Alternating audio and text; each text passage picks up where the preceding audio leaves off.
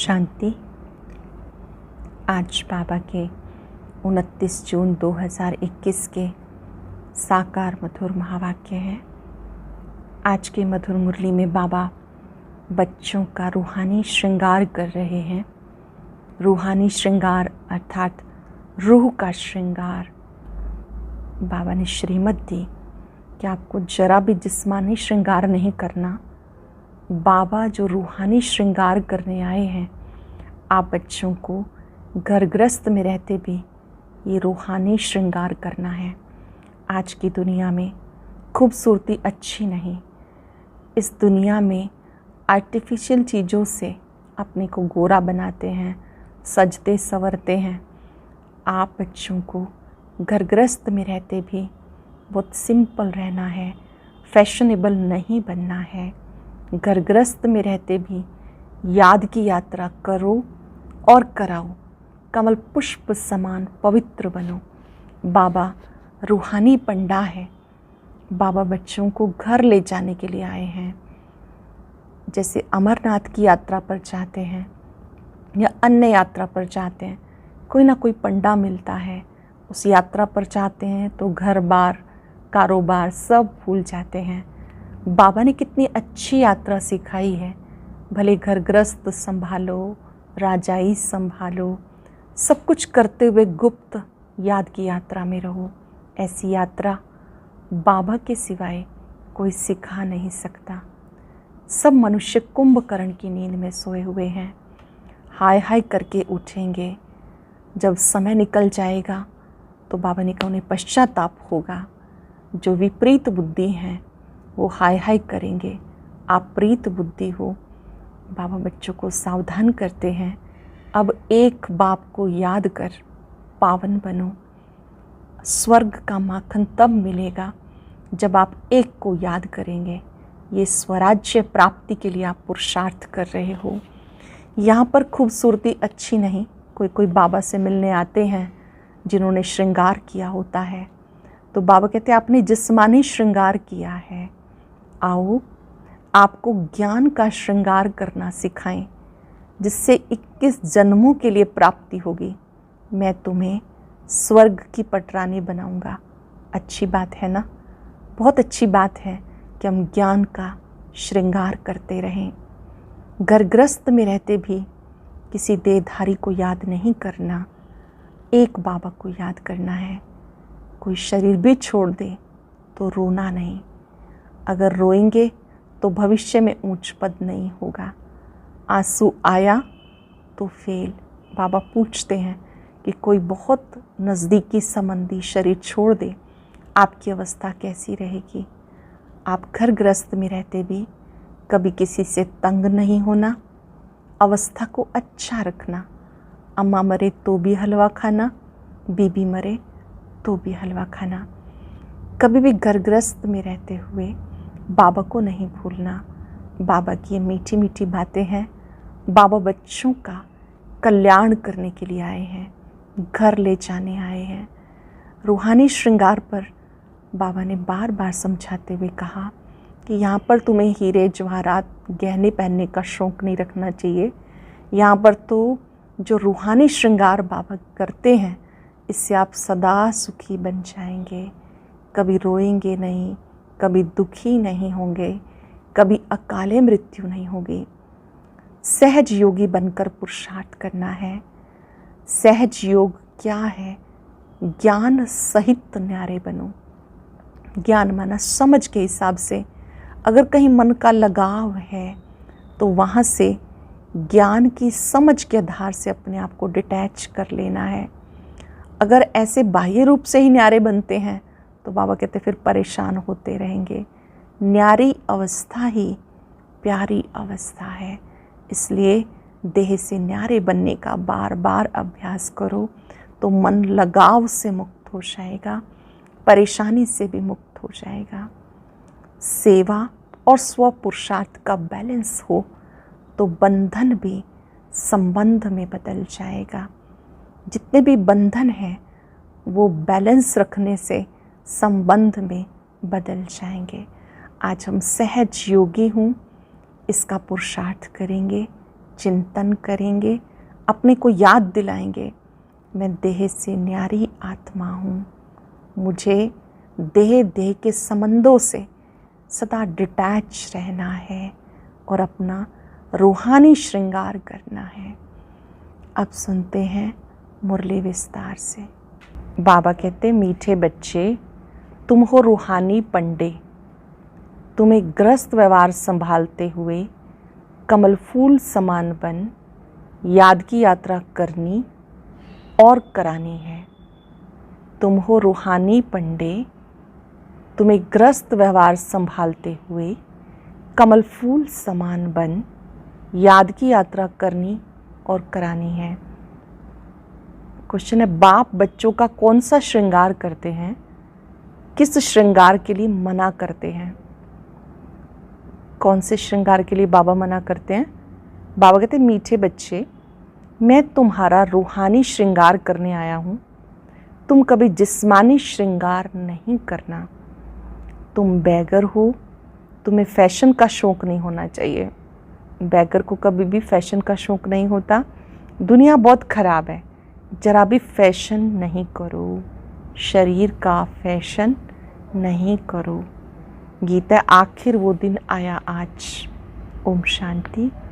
बेहद का बाप बैठ बेहद के बच्चों को समझाते हैं।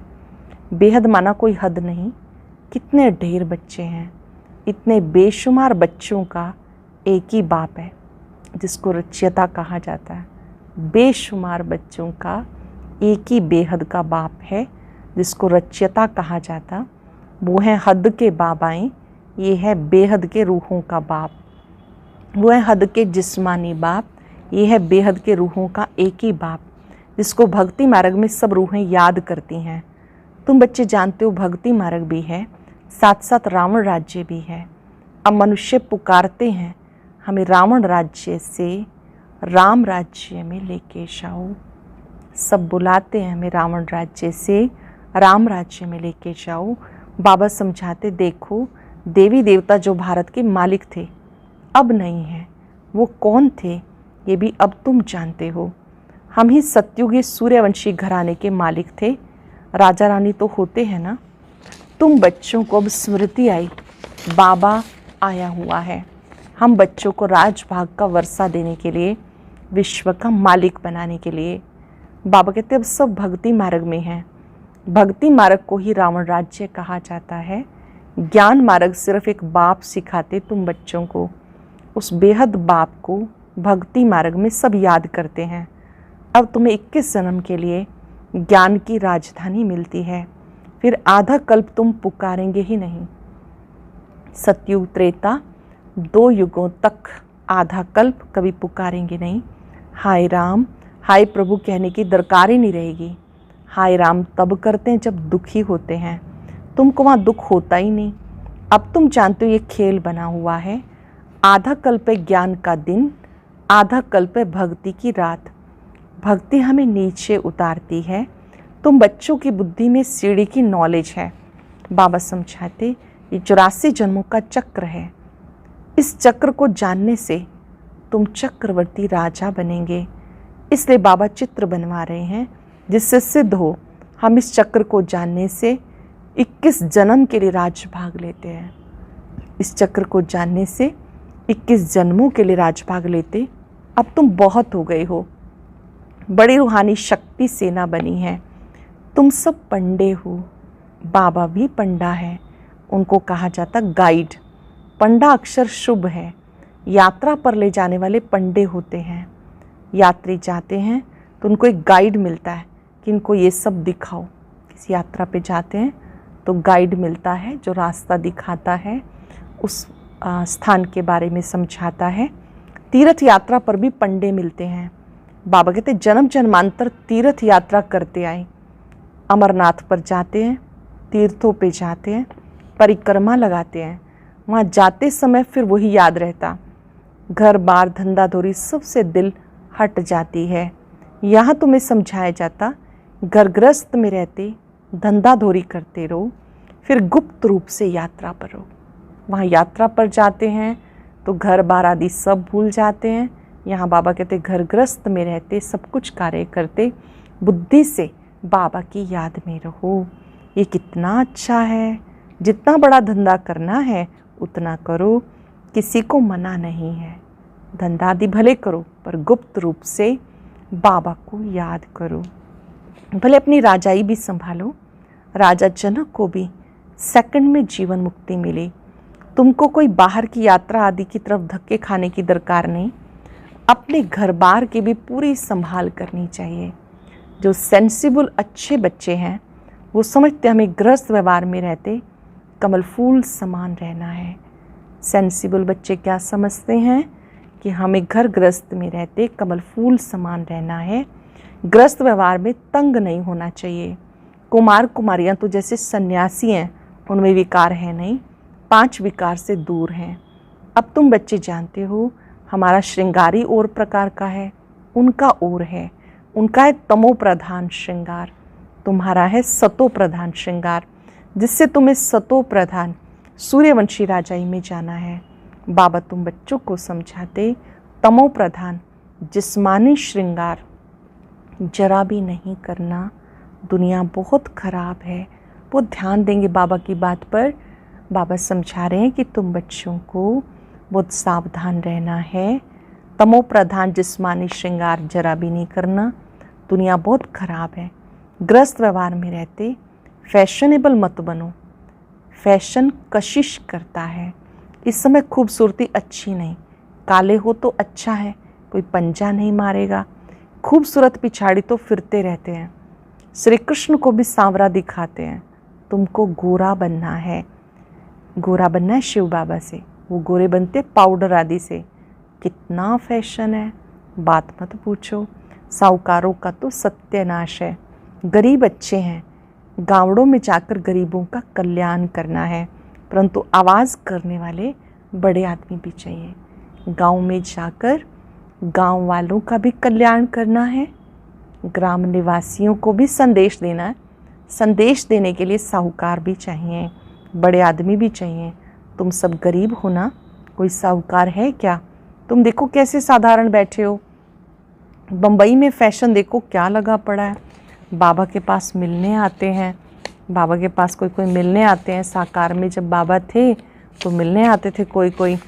तो कहता हूँ तुमने जिस्मानी श्रृंगार किया है, अब आओ तुम्हें ज्ञान श्रृंगार कराएं, जिससे तुम स्वर्ग की परी 21 जन्मों के लिए बन जाओगी। सदा सुखी बन जाएंगे, ना कभी रोएंगे ना कभी दुख होगा। अब ये जिस्मानी श्रृंगार छोड़ दो। तुम्हें हम ज्ञान रत्नों से ऐसा फर्स्ट क्लास श्रृंगार कराएंगे जो बात मत पूछो। अगर मेरी मत पे चलेंगे तो तुम्हें पटरानी बनाऊंगा। ये तो अच्छा है ना। तुम सब भारतवासियों को तमो प्रधान आसुरी दुनिया नरक से भगाए स्वर्ग की महारानी बनाता हूँ। तुम बच्चे समझते हो आज हम सफ़ेद पोश में हैं, दूसरे जन्म में स्वर्ग में सोने के चम्मच से दूध पिएंगे। ये तो बहुत छीछी दुनिया है। स्वर्ग तो स्वर्ग है, बात मत पूछो। यहाँ तुम बैगर हो, भारत बैगर है। बैगर टू प्रिंस गाया हुआ है। इस भारत में ही फिर जन्म लेंगे। बाबा ने हमें स्वर्ग का मालिक बनाया था। रात दिन का फ़र्क है। महान गरीब जिनको खाने के लिए कुछ नहीं होता उनको ही दान दिया जाता। भारत ही महान गरीब है। बेचारों को पता भी नहीं कि इस समय सब तमो प्रधान है। दिन प्रतिदिन सीढ़ी नीचे उतरते रहते। अब कोई सीढ़ी चढ़ नहीं सकता। 16 कला से 14 कला, फिर 12 कला, फिर नीचे उतरते आते। लक्ष्मी नारायण पहले 16 कला संपूर्ण थे, फिर 14 कला में उतरते हैं। ये भी अच्छी रीति याद करना है।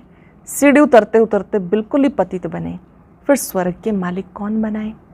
बिल्कुल पतित बन गए, फिर से उन्हें मालिक कौन बनाए? ये वर्ल्ड की हिस्ट्री ज्योग्राफी रिपीट होती है, ये भी सब कहते हैं, परंतु अब कौन सी हिस्ट्री रिपीट होगी ये कोई नहीं जानते। शास्त्रों में लिख दिया सतयुग की आयु लाखों करोड़ों वर्ष है।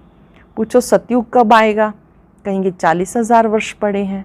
तुम सिद्ध करके बताते हो कल्प की आयु 5,000 वर्ष है। ये फिर सिर्फ सतयुग को ही लाखों वर्ष कह देते।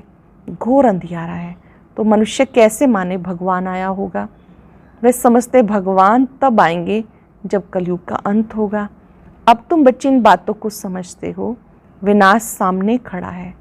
बच्चों को समझाया, विनाश से पहले बाबा से वर्षा ले लो, परंतु कुंभकर्ण की नींद में सोए पड़े हैं तो बेचारे हाय हाय करके मरेंगे, तुम्हारी जय जयकार हो जाएगी। विनाश में होती हाय हाय, विपरीत बुद्धि हाय हाय ही करेंगे। अब तुम हो सच्चे की औलाद, सच्चे। नरक का विनाश होने बगैर स्वर्ग कैसे बनेगा? तुम कहेंगे तो महाभारत लड़ाई है, उनसे ही स्वर्ग के द्वार खुलने हैं। मनुष्य कुछ नहीं जानते।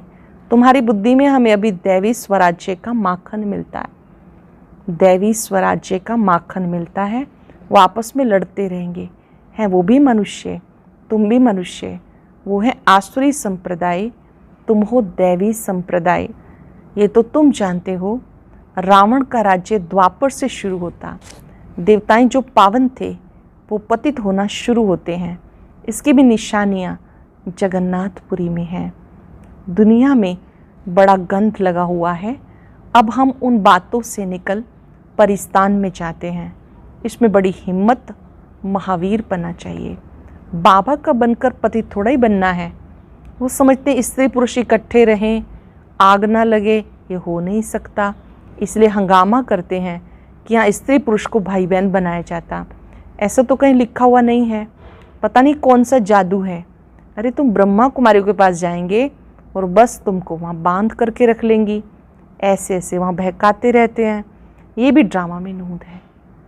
अभी तो फिर भी बहुत अच्छी स्थिति और बहुत अच्छा स्वरूप सबके सामने है, लेकिन जब प्रारंभिक काल था बहुत सी आत्माएं अफवाहें फैलाती थी, अनेकों को ज्ञान योग से विरुद्ध कर देती थी।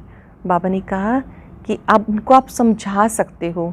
लोग ऐसा कह देते हैं कि यहाँ बहका दिया जाता है, पर ऐसी बातें होना ये भी ड्रामा में नूंद है।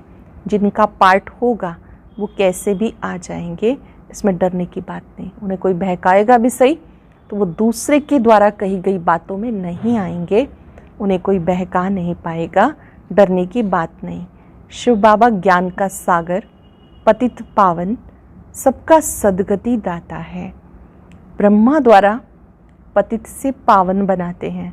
ये अक्षर ऐसे बड़े लिखे हों जो कोई भी आकर के पढ़े। पवित्रता पर कितने विघ्न डालते हैं। बाबा कहते बच्चे किसी भी देहधारी में मोह की रग नहीं जानी चाहिए। किसी भी देहधारी में मोह की रग नहीं जानी चाहिए। अगर कहीं मोह की रग होगी तो फंस पड़ेंगे। यहाँ तो अम्मा मरे तो भी हलवा खाना, बीबी मरे तो भी हलवा खाना। बाबा सामने बिठा के पूछते हैं, कल तुम्हारा कोई मर जाए, रोएंगे तो नहीं? बाबा पहले मानसिक रूप से तैयार कर रहे हैं कि कोई ऐसा विघ्न आ जाए, अचानक कोई शरीर छोड़ दे तो रोएंगे तो नहीं?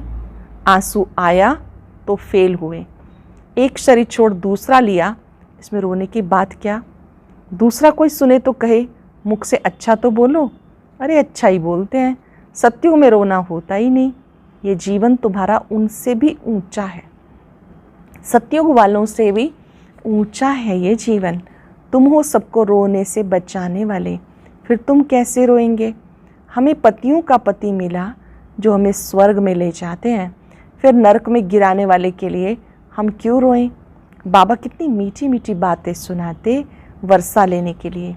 इस समय भारत का कितना अकल्याण हुआ है। बाबा आकर कल्याण करते हैं। भारत को मगध देश कहते हैं। सिंध जैसे फैशनेबल कोई होते नहीं, विलायत से फैशन सीख कर आते हैं। बाल बनाने में देखो आजकल लड़कियां कितना खर्चा करती हैं, बालों के श्रृंगार पर भी कितना पैसा खर्च करते हैं। उसको कहा जाता नर्क की परियां, जो बालों का श्रृंगार करती हैं वो नर्क की परियां। बाबा तुम्हें स्वर्ग की परियां बनाते हैं, कहते हैं हमारे लिए तो यहाँ ही स्वर्ग है, ये सुख तो ले लें, कल क्या होगा हम क्या जाने। ऐसे अनेक विचार वाले आते हैं। अच्छा, मीठे मीठे सिक्के लदे बच्चों प्रति माता पिता बाप दादा का याद प्यार, गुड मॉर्निंग। रूहानी बाप की रूहानी बच्चों को नमस्ते, रूहानी बच्चों की रूहानी बाप दादा को नमस्ते, गुड मॉर्निंग। शुक्रिया बाबा, शुक्रिया। धारणा के लिए सार, अटेंशन से सुनेंगे आज की मुरली का सार। सच्चा सच्चा रूहानी पंडा बन सबको घर का रास्ता बताना है। शरीर निर्वात धंधा करते याद की यात्रा में रहना है। कार्य व्यवहार में तंग नहीं होना है। ज्ञान श्रृंगार कर स्वयं को स्वर्ग की परी बनाना है। इस तमो प्रधान दुनिया में जिस्मानी श्रृंगार नहीं करना है। कलयुगी फैशन छोड़ देना है। सच्चा सच्चा रूहानी पंडा बन सबको घर का रास्ता बताना है। शरीर निर्वाह धंधा करते याद की यात्रा में रहना है। कार्य व्यवहार में तंग नहीं होना। ज्ञान श्रृंगार कर स्वयं को स्वर्ग की परी बनाना है। इस तमो प्रधान दुनिया में जिस्मानी श्रृंगार नहीं करना। कलयुगी फैशन छोड़ देना है। वरदान है, न्यारे प्यारेपन की योग्यता द्वारा लगाव मुक्त बनने वाले सहज योगी भव। न्यारे और प्यारेपन की योग्यता द्वारा लगाव मुक्त बनने वाले सहज योगी भव। सहज योगी जीवन का अनुभव करने के लिए ज्ञान सहित न्यारे बनो। सिर्फ बाहर से न्यारा नहीं बनना, लेकिन मन का लगाव ना हो। जितना जो न्यारा बनता उतना प्यारा अवश्य बनता है। न्यारी अवस्था प्यारी लगती है। जो बाहर के लगाव से न्यारे नहीं, वो प्यारे बनने की बजाय परेशान होते हैं। जो बाहर के लगाव से न्यारे नहीं, वो प्यारे बनने की बजाय परेशान होते हैं। इसलिए सहज योगी अर्थात न्यारे प्यारेपन की योग्यता वाले, सर्व लगाव से मुक्त सहज योगी की सुंदर और नई परिभाषा कि जो न्यारे और प्यारेपन की योग्यता वाले हों, देह से भी न्यारे, दुनिया से भी, संबंधों से भी न्यारे। ऐसी न्यारी अवस्था ही प्यारी लगती है और वो सर्व लगाव से मुक्त होते हैं। श्लोक ने स्वयं पुरुषार्थ और सेवा के बैलेंस द्वारा बंधन संबंध में बदल जाएगा। स्वयं का पुरुषार्थ और सेवा दोनों का संतुलन होगा तो बंधन संबंधों में बदल जाएंगे। आज हम अभ्यास करेंगे, मैं सहज योगी आत्मा हूँ। ओम शांति। आज की अव्यक्त मुरली जरूर सुने। उसके लिए ऊपर दिए गए बॉक्स को टच करें।